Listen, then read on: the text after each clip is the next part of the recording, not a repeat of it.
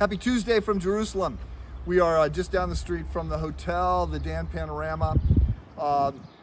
My Hebrew is not bad. When I say that, I say it's not bad because actually my Hebrew is worse than bad. I mean, you have to have 2 years of Hebrew and a master's of divinity. But I have not kept current with it. But I know that Dan means judge, and you see there's lots of things that you see when you're here that sort of pull together little snippets of things that you understand about the Bible, which is one of the things that I hear from people who come to Israel for the first time. They will say, I say there's 5 things that you're going to notice at some point. First of all, you're going to comment about how small this area is. So Israel, from north to south, is 330 miles. From east to west, it's 70 miles. So it's just 9 million, 10 million people. It's the size of Chicago in one sense, population-wise. Secondly, it's very sort of brown.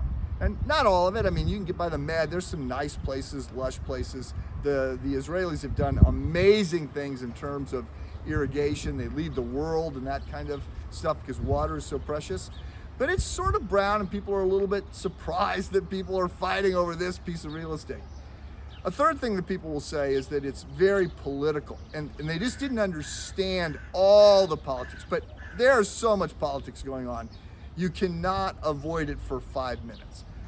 A fourth thing is that it's enlightening.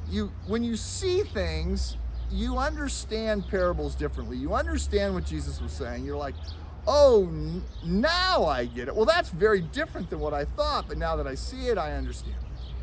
And then a fifth thing, and here's my point, is that it is a spiritual place. I'm not as mystical as I think a lot of people think a pastor should be, but I find this place to be spiritual and moving in one sense. And it sort of speaks against the sacred secular divide that we create in the West, and it sort of pulls all this together. So visiting the Holy Land is not on your bucket list. I would suggest it ought to be on your bucket list.